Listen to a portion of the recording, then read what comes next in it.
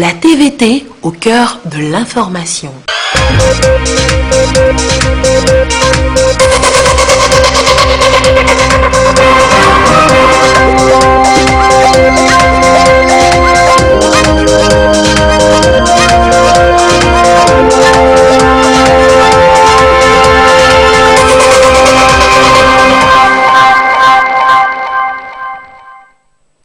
Heureux de vous savoir nombreux au rendez-vous du journal sur la télévision togolaise. Madame, Monsieur, bonsoir et voici les titres de cette édition. Ce 26 janvier, la douane est à l'honneur, une occasion trouvée pour célébrer cette entité importante dans toute économie. Vous aurez les échos de cette célébration au niveau national dans ce journal. Et puis la condition d'exercice de la profession du journaliste était au cœur de la rencontre d'échange entre les organisations de la presse écrite togolaise ce jour. Le compte rendu à suivre donc dans cette édition. Voilà donc pour les titres. Ce 26 janvier est célébré donc de par le monde la journée internationale de la douane. Au Togo, l'événement a été marqué par une cérémonie tenue au siège de l'Office togolais des recettes OTA. Une rencontre qui a permis de récompenser une vingtaine d'agents qui ont su exceller et marquer brillamment les services de douane de par leurs compétences au service de la nation. Marie-Ange Bida pour le compte rendu. La douane togolaise se célèbre et célèbre ses agents. En cette journée internationale de la douane, une vingtaine d'hommes et femmes des services douaniers ont été récompensés. Une marque de distinction pour leur dévouement et leur abnégation au service des recettes publiques. Il faut continuer dans le même sens, avec abnégation, le travail qu'on est en train de faire au niveau de la frontière et à l'intérieur du pays. C'est toujours la mobilisation autour des stratégies en considérant toute la programmation financière, toutes les feuilles de route et aussi les axes stratégiques que nous pouvons déployer. La commémoration de la journée mondiale de la douane au Togo a été aussi un moment de réflexion autour de deux thèmes. Le premier relatif à la gestion des risques en période de Covid-19 et le second axé sur la résilience, le renouveau et la relance. Le gouvernement est en phase avec cette cryptique. Tout le pays s'apprête à revivre normalement après la crise. Donc malheureusement la crise ne prend pas encore fin, ce qui fait que la résilience de toutes les structures est de mise. Donc l'OTR est en phase et nous ferons tout pour que dès la fin de cette pandémie, l'économie redevienne tout à fait normale, que les choses redeviennent normales sur le plan économique et social dans le pays. Au cours de cette journée, nous aimerons bien que la population nous connaisse davantage. Nous ne sommes pas exclusivement une régie financière. Nous luttons contre toutes sortes d'intrusions illicites de marchandises sur le territoire.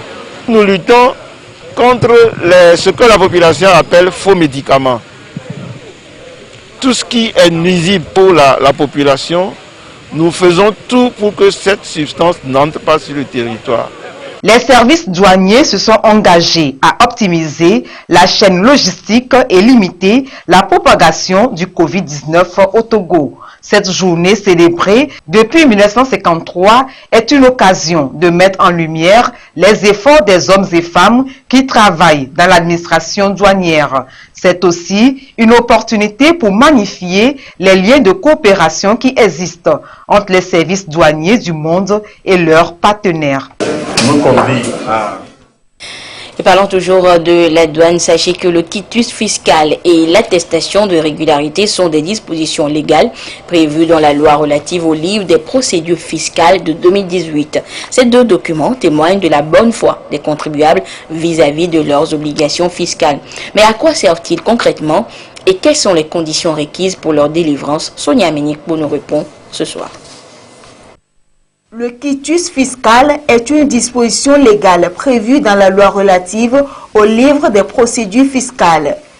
Si jusqu'ici, cet acte fiscal est ordinairement délivré à tous les contribuables, désormais, il change de configuration et est uniquement délivré aux contribuables dits citoyens.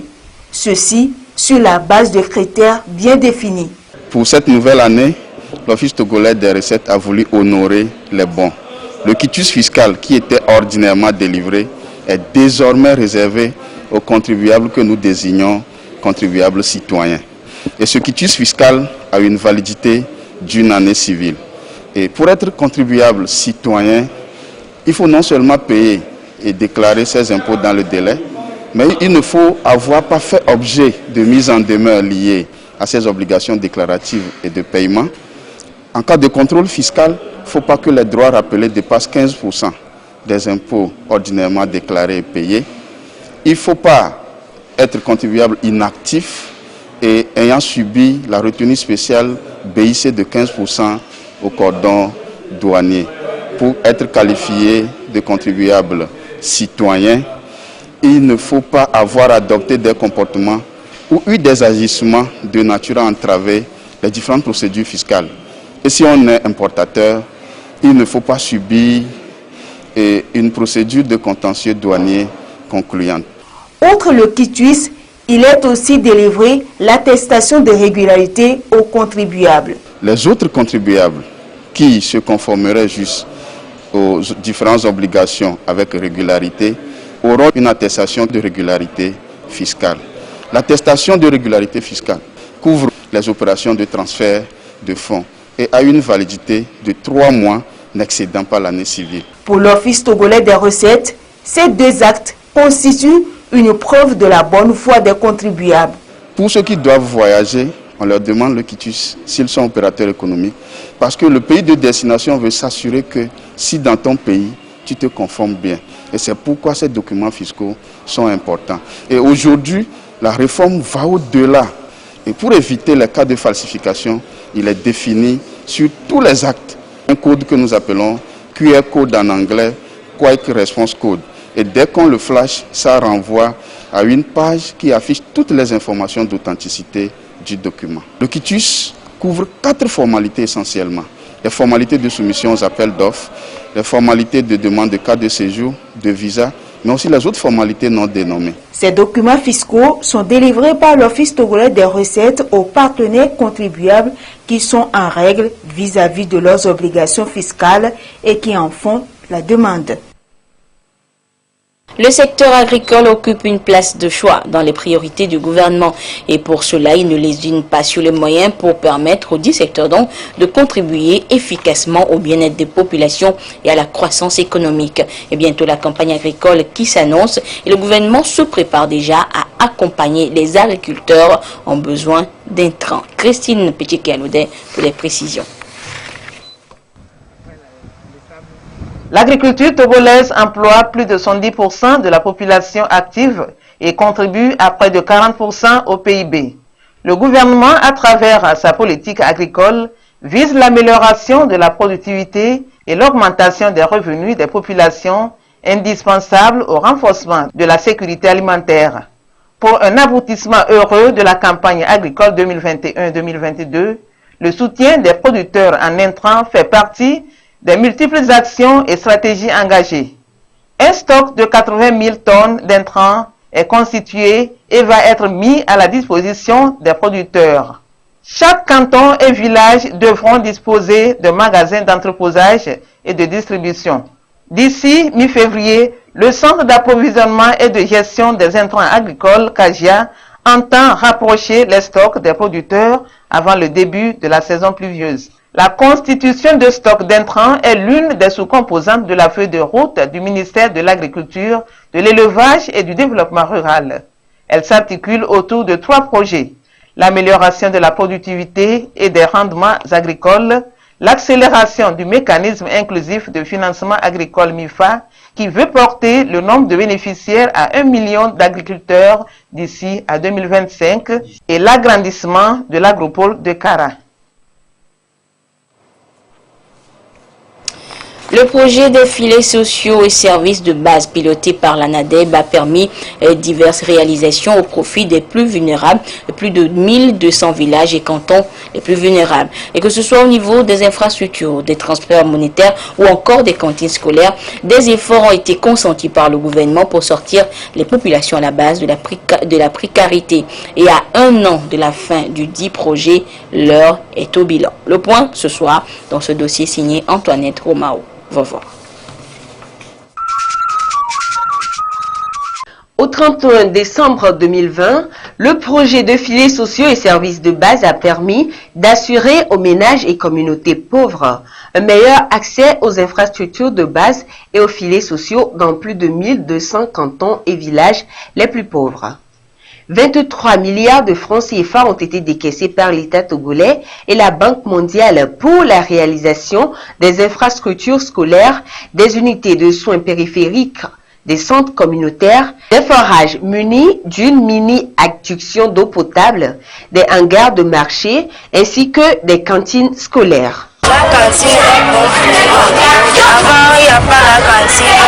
Quand on sort ici, on va aller à la maison pour manger. Des fois, les autres vont chercher leurs parents avant de marcher pour revenir. Les autres ne viennent pas, les autres restent en retard. C'est la 6e fois que je reçois les transferts monétaires de la part d'ANADEB. Mon premier transfert m'a permis d'acheter du maïs qui a servi pour notre alimentation à la maison. Nous en avons gardé en stock. Au deuxième paiement, j'ai encore constitué ce stock de maïs que voici. J'en vends et l'argent me sert aussi à acheter du poisson pour les repas des enfants à la maison. Je remercie le président de la République, son Excellence Faure Gnassingbé, la Banque mondiale, l'ANADEB, pour cette merveilleuse réalisation dans notre milieu. C'est un projet piloté par l'Agence nationale d'appui au développement à la base, ANADEB, et cofinancé par la Banque mondiale. Objectif, assurer un mieux-être à la population à la base, et ce, avec la participation et l'implication des communautés elles-mêmes. Nous privilégions d'abord la participation, mais également nous privilégions le développement conduit par les communautés elles-mêmes. Et l'ANADEB est sur l'ensemble du territoire togolais. Aujourd'hui, à moins de 12 mois de sa clôture, on peut quand même reconnaître que les composantes qui ont été mises en œuvre tout au long de la période du projet ont apporté le sourire sur des visages. 133 micro-projets ont été réalisés sur 200 prévus, soit 66,5% des objectifs atteints. Que ce soit au niveau des cantines scolaires, des transferts monétaires, des efforts ont été faits pour la réussite de ce projet. Au niveau des transferts monétaires, donc le projet intervient auprès de 61 000 ménages dans 685 villages, dont 40 000 ménages dans 450 villages sur financement Banque mondiale et 21 000 ménages dans 235 villages sur financement État togolais. Les cantines scolaires, on intervient au total sur financement Banque mondiale dans 161 écoles primaires publiques du Togo et sur financement État togolais dans 154 écoles primaires publiques, soit un total de 315 écoles primaires publiques. À un an de la fin de ce projet de filets sociaux et de services de base, on note une nette amélioration au niveau du rendement chez les apprenants. C'est un engagement du gouvernement à sortir les populations de la précarité.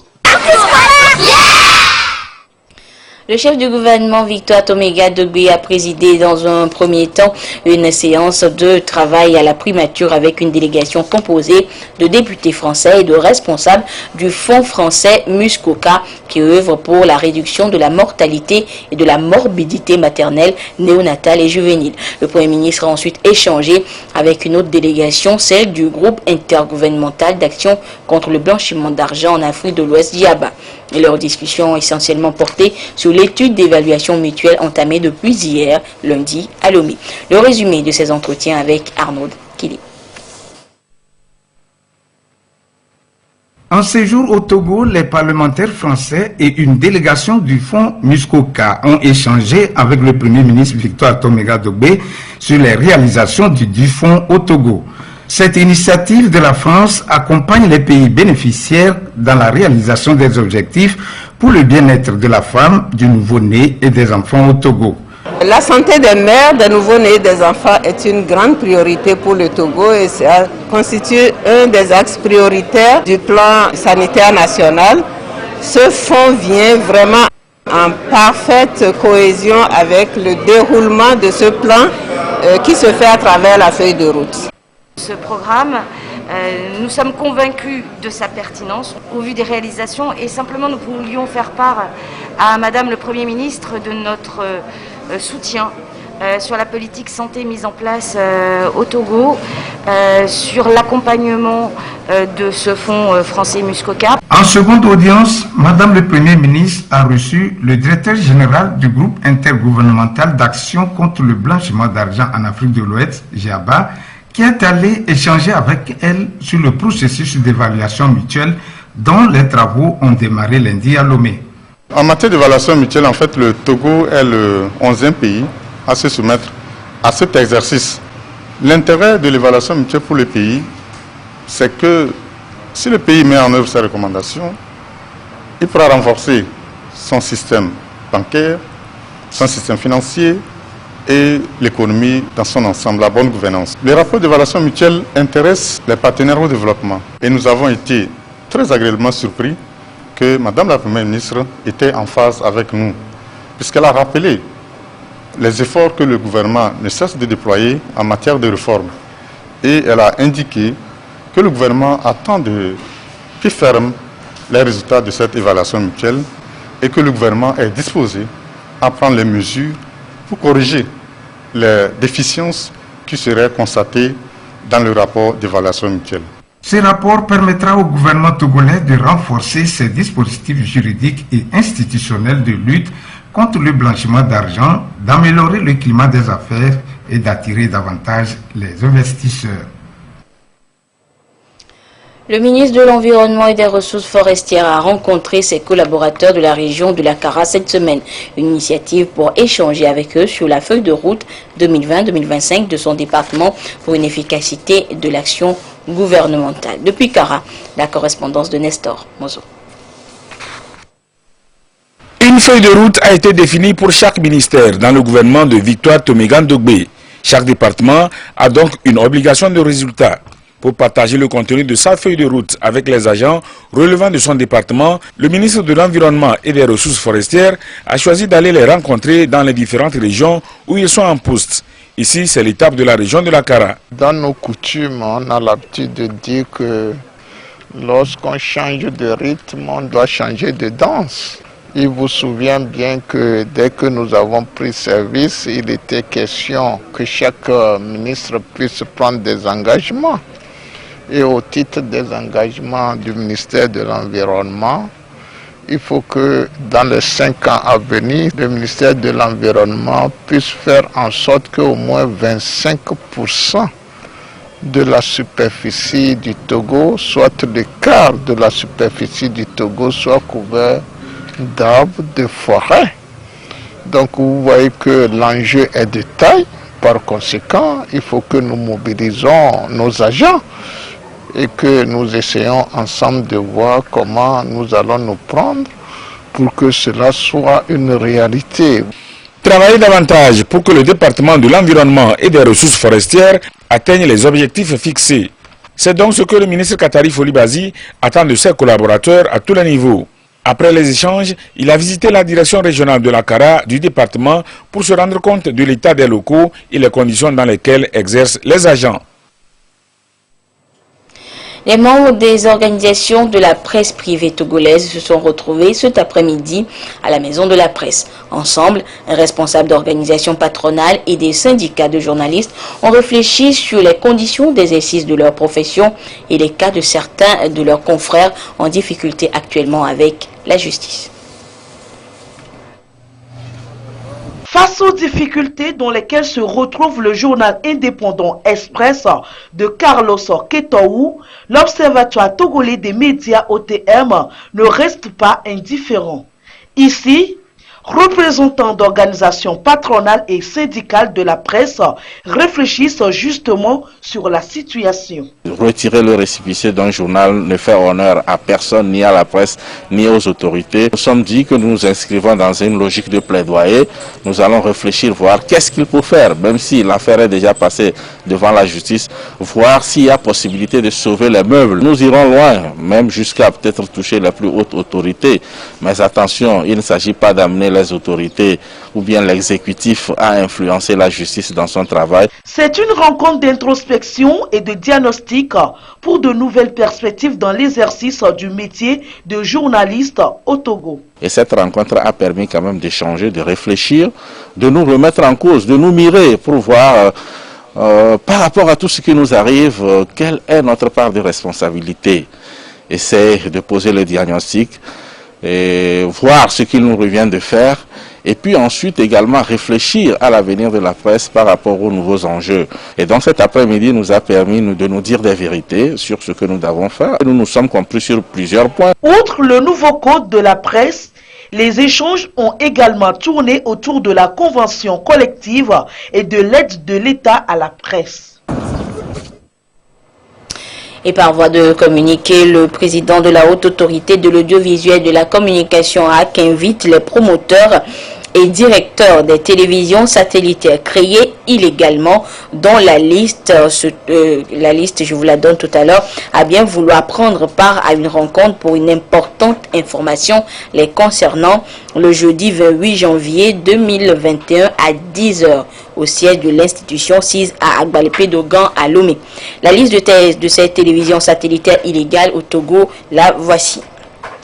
Dynamic Gospel, Mike's TV, Amenuveve Aplao TV, JR TV, AC TV, Zoé Channel, Ministère international de prière du changement MIPC TV, Jess TV, Celeste World TV et Aigle TV. C'est un communiqué signé donc par le président de la HAC, Pitalonani Telou. La pandémie liée à Covid-19 continue sa folle course faisant des victimes à travers le monde et le Togo n'est pas épargné. Et le gouvernement très actif a pris une batterie de mesures pour lutter efficacement contre la maladie. Des mesures barrières aujourd'hui moins respectées, des comportements inciviques qui font progresser la maladie dans notre pays. Constat à se coder avec Désiré à l'œil. Toute la planète Terre, secouée par la pandémie Covid-19 très galopante, elle continue de semer la désolation. Le gouvernement togolais, par des mesures idoines, lutte contre la maladie pour protéger les populations. L'observation donc des mesures barrières, un moyen sûr. Malgré ces efforts, la population ne collabore pas à suffisance. Le port de masque à ce côté ici a chuté. Sincèrement, les jeunes, à les voir, ils pensent que la maladie est finie, alors que la maladie s'accélère. Quand les gens viennent, on les force d'abord de laver les mains, de porter les cache-nez avant d'aller au bureau. On doit sincèrement nous-mêmes redoubler de la vigilance. Dans les rues de Sokodé, ville qui a vécu des durs moments, le port de masque est banalisé. Le port de masque à Sokodé a baissé vraiment, malgré les sensibilisations et tout. Or, il y a progression de maladies dans tout le pays. Il y a des gens qui ne croient pas qu'il y a la maladie. Or, c'est dangereux. On doit se plier aux mesures du gouvernement pour lutter contre la maladie. Les gens ne portent pas cache-nez. Il faut que tout le monde à ce côté aussi porte cache-nez. Apparemment, on porte le masque lorsqu'on voit la force anti-pandémie. La santé n'a pas de prix. Nous sommes au marché de la ville. Les images parlent d'elles-mêmes. Les gens ne portent pas le masque. C'est pas bon du tout. Un acheteur aussi bien qu'il n'a pas le masque. Ici, parlant que surtout tout le monde n'a pas porté le masque. Ils ont pris l'existence de cette maladie comme aléatoire et ils jouent contre le Covid-19. Nous devons redoubler de vigilance et sensibiliser nos camarades. Devant les services et boutiques, les dispositifs de lave-mains abandonnés. Les gens ont minimisé le danger de cette maladie, alors que c'est une maladie réelle. Les dispositifs de lave-mains, tout a été négligé. Donc il faut quand même que les gens sentent que le danger là, il est là. Moi j'exhorte encore beaucoup plus le comité à pouvoir resserrer encore le taux par rapport au port du cache-nez et au respect des mesures barrières. C'est l'heure de la pause dans cet établissement scolaire. Malgré les mesures prises, l'observance des gestes barrières semble être oubliée. Le Togo a franchi la barre de 70 morts. Plus de vigilance pour se protéger et protéger les autres. Et la recrudescence des contaminations confirmées de coronavirus dans le Grand Aune n'épargne pas le monde scolaire. Des cas avérés de Covid-19 sont recensés dans certaines écoles. Ce qui nous amène ce soir à faire un focus sur les établissements scolaires de la zone. Comment se présente la situation dans les écoles du Grand Aune? Chaz Nambaga est allé aux nouvelles. La recrudescence des contaminations confirmées du coronavirus dans le Grand Aune affecte aussi le monde scolaire. Le mode de contamination est familial et les parents infectés, les élèves de ces familles sont infectés et le mal vient en classe. Face à cette intrusion communautaire du Covid-19, la direction régionale de l'éducation a fait relever d'un cran le niveau de vigilance dans les écoles. Au niveau du personnel d'encadrement, chaque jour, on va passer dans les établissements pour vérifier le respect des mesures barrières. Comment les enfants doivent porter les bavettes, nous instruisons pour que de temps en temps, on sensibilise ces enfants. Nous avons fait tout pour que, au niveau de chaque classe, en dehors du major, que le titulaire de classe désigne au moins 2 élèves pour veiller au respect des mesures barrières, surtout le port des bavettes et le lavage des mains. Au niveau des parents, c'est que les parents doivent, avec les APE, doivent toujours sensibiliser leurs pères pour que l'enfant, en quittant la maison, que les parents s'assurent que l'enfant a pris sa bavette. Et nous leur disons de faire un effort pour que l'enfant n'ait pas l'unique bavette. Si l'enfant a au moins 3 bavettes dans le sac, même s'il a oublié, alors il peut prendre les autres dans son sac. Nous disons que les enfants à l'école ne doivent pas s'attrouper. Ils ne doivent pas se serrer la main. Et c'est là le surveillant, bref, tout le staff de l'administration, les directeurs, les enseignants doivent veiller pendant la récréation pour que les enfants ne se collent pas, pour qu'il n'y ait pas attroupement au niveau de leur manger. Ce niveau de vigilance doit être maintenu par les élèves, même en dehors de l'école, pour les prémunir de l'ennemi public numéro 1, le coronavirus. Une chose est de porter les bavettes à l'école, mais une autre chose, et que ça, le constat amer, c'est que les enfants, dès qu'ils quittent l'école, l'environnement scolaire, dans la rue, vous allez voir qu'ils enlèvent la bavette. Alors, la sensibilisation doit continuer pour que même dans la rue, même où l'enfant se trouve, il faut qu'il porte sa bavette. Et au retour de l'école, avant de rentrer dans la maison, il doit laver sa main avec l'eau et le savon. Déjà, dès le début de l'année scolaire 2020-2021, le gouvernement, dans sa stratégie nationale de riposte contre le coronavirus, a subventionné l'acquisition de 690 200 bavettes au profit des élèves de la région des Savanes, dont le Grand Aune, en plus des dispositifs de lavage des mains, et limité le nombre d'élèves à 60 par classe. Et la prévention reste de mise pour lutter contre la pandémie.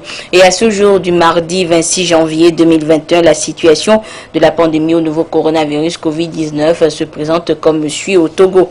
Le nombre de cas confirmés est de 4 765. 83 nouveaux cas depuis hier. Le nombre de personnes guéries est de 4 068. 63 nouveaux guéris depuis hier. Le nombre de cas actifs s'élève à 621 et le nombre de décès est de 76. C'est un communiqué signé par le ministre en charge de la Santé, professeur Moustapha Mijiawa. Et c'est sur ce communiqué donc que se referme cette édition. Merci de votre fidélité à la télévision togolaise. Excellente suite de nos programmes. Au revoir.